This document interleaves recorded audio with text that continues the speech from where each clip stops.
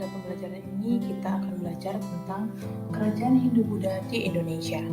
Masuknya pengaruh Hindu-Buddha dalam bidang politik dan pemerintahan adalah lahirnya kerajaan bercorak Hindu-Buddha. Berdirinya kerajaan-kerajaan Hindu-Buddha ini berperan besar dalam penyebaran budaya serta agama Hindu dan Buddha di Indonesia. Baik, dari pembelajaran kali ini tentu kalian harus bisa menjawab dua pertanyaan ini. Yang pertama, kerajaan apa saja yang pernah berkembang di Indonesia? Kemudian yang kedua, apa saja hasil kebudayaan yang dihasilkan oleh kerajaan-kerajaan tersebut? Ya, untuk bisa menjawab pertanyaan, tentu kalian harus mampu menyimak dan memahami isi dari materi video ini sebagai berikut. Berikut adalah beberapa daftar nama kerajaan yang pernah berkembang di Indonesia pada masa Hindu-Buddha.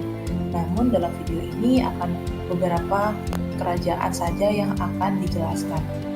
Dan silakan untuk menyimak selanjutnya.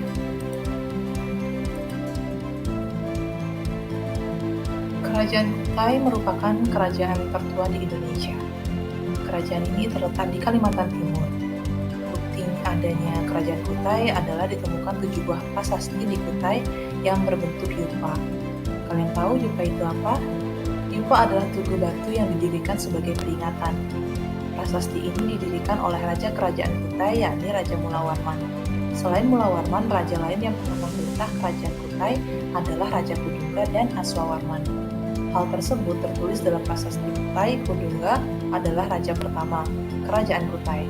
Diceritakan dalam prasasti tersebut bahwa Kudungga memiliki anak bernama Aswawarman dan memiliki cucu yang bernama Mulawarman. Nama Kudungga tidak terkenal dalam bahasa India. Dengan demikian bahwa Kudungga adalah nama asli Indonesia. Setelah mendapat pengaruh Hindu-Buddha, nama-nama raja menggunakan nama Hindu yang berasal dari India. Masyarakat kerajaan Kutai dari pertanian dan peternakan. Letaknya berada di tepi Sungai Mahakam, sangat mendukung kerajaan pertanian pada saat itu. Hal tersebut tergambar dari isi prasasti Kutai yang menceritakan bahwa Raja Mulawarman menghadiahkan 20 ekor sapi kepada para kaum Brahmana. Selain itu, masyarakat Kutai juga melakukan perdagangan dengan bangsa India dan Cina. Para pedagang India yang datang ke Cina melewati Selat Malaka, kemudian baru ke Filipina dan sampai di Cina. Dalam perjalanan menuju Cina, akhirnya mereka ada yang singgah di kerajaan Kutai menjadi salah satu tempat persinggahan. Selanjutnya kita akan membahas tentang kerajaan yang berkaitan dengan penjelasan yang tadi, yakni Kerajaan Mataram Kuno. Kerajaan Mataram Kuno berdiri sejak abad ke-8 Masehi. Kerajaan ini berasal dari Jawa Tengah, memiliki peninggalan-peninggalan berdasarkan ke kedua gambar video ini, yakni Candi Borobudur dan Candi Prambanan. Kerajaan Mataram Kuno diperoleh melalui prasasti-prasasti peninggalan yang ada tercantum di bagian video ini. Raja-raja yang memerintah di Kerajaan Mataram Kuno berasal dari dua dinasti, yakni dinasti Sanjaya dan dinasti Shailendra. Dalam prasasti Canggal diceritakan bahwa Kerajaan Mataram Kuno awalnya diperintah oleh Raja Sana, kemudian digantikan oleh Sanjaya. Raja Sanjaya digantikan oleh Rakai Panangkaran. Dalam prasasti Kalasan diceritakan bahwa Raja Panangkaran yang beragama Hindu menghadiahkan tanah dan pembangunan candi untuk para pendeta Buddha. Kemudian tanah dan bangunan candi tersebut berada di daerah Kalasan yang saat ini disebut dengan Candi Kalasan. Hal itu tentu menunjukkan bahwa pada masa Mataram Kuno telah ada sikap toleransi dalam kehidupan beragama.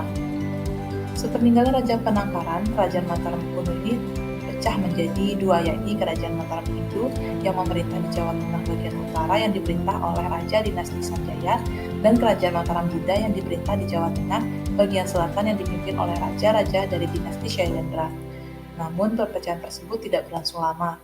Kerajaan tersebut berhasil dipersatukan kembali oleh Rakai Pikatan setelah ia menikah dengan Pramodyawardhani, putri dari keluarga Shailendra. Sepeninggal Rakai Pikatan, Kerajaan Mataram Kuno ini pun dipimpin oleh Dyah Balitung dan pemerintah pada tahun 898 sampai dengan 911 Masehi. Pada masa tersebut Mataram Kuno mencapai pada puncak kejayaan. Kemudian pada masa pemerintahan Empu Sindok Ternyata kerajaan Mataram itu pernah dipindahkan dari Jawa Tengah ke Jawa Timur. Adapun penyebab pindahnya kerajaan tersebut diperkirakan karena terjadinya bencana alam, meletusnya Gunung Merapi yang menghancurkan pusat kerajaan dan adanya serangan dari kerajaan Sriwijaya. Kemudian yang selanjutnya adalah sumber perekonomian utama yang ada pada kerajaan Mataram kuno ialah pertanian. Hal tersebut dikarenakan kerajaan Mataram kuno berada di daerah pedalaman. Selain pertanian, berkembang juga budaya maritim atau disebut sebagai pelayaran dengan memanfaatkan aliran Sungai Bengawan Solo. Selanjutnya adalah Kerajaan Medang. Kerajaan Medang merupakan kelanjutan dari kerajaan Mataram kuno yang setelah ibu kotanya dipindahkan dari Jawa Tengah ke Jawa Timur. Kerajaan ini juga pernah dikenal dengan nama Medang Kamulan. Nah, apakah kalian tahu bahwa siapa sih yang memindahkan ibu kota Mataram kuno ke Jawa Timur? Ya, benar sekali berdasarkan informasi yang tadi, yang memindahkan itu adalah Empu Sindok. Dia pendiri kerajaan Medang dan dia pun mendirikan dinasti baru yang disebut dengan dinasti Isyana. Pada waktu kerajaan Medang itu dipimpin oleh Raja Dharmawangsa, kerajaan Medang itu pernah berusaha menyerang Sriwijaya. Tujuannya untuk merebut dominasi Sriwijaya dalam perdagangan di Asia Tenggara. Kemudian pada masa pemerintah Raja Dharmawangsa pernah terjadi sebuah tragedi di mana pada saat itu Raja Dharmawangsa sedang mengadakan pesta pernikahan putrinya dengan Airlangga yang merupakan seorang putra Raja Diana dari Bali. Di tengah suasana pernikahan, tiba-tiba ada serangan dari Raja Wurawari. Dalam serangan tersebut, seluruh anggota keluarga Raja Dharmawangsa meninggal. Diduga serangan tersebut merupakan balasan terhadap tindakan Raja Dharmawangsa yang pernah menyerang Sriwijaya. Dalam suasana kacau balau, pada akhirnya Airlangga berhasil menyelamatkan diri bersama dengan seorang pengikutnya bernama Narotama. Ia kemudian berhasil membangun kembali kerajaan Medang dan Airlangga ini dinobatkan sebagai raja, menggantikan Dharmawangsa. Setelah berkuasa selama 23 tahun, akhirnya ia menyerahkan kekuasaannya ini kepada putrinya. Akan tetapi putrinya menolak, dan pada akhirnya Airlangga memutuskan untuk membagi dua kerajaan, yakni Kerajaan Jenggala dan Kerajaan Panjalu, dan diserahkan kepada dua putranya. Kemudian, kegiatan ekonomi pada masa Kerajaan Medang ini itu lebih bersifat kepada bentuk perdagangan. Kerajaan ini memiliki pelabuhan yang menjadi pusat perdagangan, yakni Pelabuhan Ujung Galuh, dan selanjutnya di bidang kebudayaan ini memang telah berkembang seni sastra, dan karya sastra yang dihasilkan antara lain adalah kitab Arjuna Wiwaha yang diubah oleh Empu Kamuwa. Yang terakhir adalah Kerajaan Kediri. Kerajaan Kediri merupakan hasil penyatuan antara Kerajaan Panjalu dan Kerajaan Jenggala. Penyatuan tersebut terjadi pada tahun 1049, di mana raja-raja yang pernah memerintah di kerajaan tersebut adalah Jayawarsa, Jayabaya, Sarwewara, Gandra, Kameswara, dan Kertajaya. Kerajaan Kediri mencapai puncak kejayaan pada masa Raja Jayabaya. Beliau berhasil melaksanakan pemerintahan dan mengembangkan kerajaan dalam bidang ekonomi dan kebudayaan yang baik. Perekonomian masyarakat Kerajaan Kediri bergantung pada pertanian dan perdagangan. Hasil pertanian utama Kerajaan Kediri adalah padi. Perdagangan Kediri berkembang dengan baik berkat armada lautnya yang baik. Adapun jenis barang yang diperdagangkan antara lain emas, perak, gading, gajah, kayu cendana, dan hasil bumi lainnya.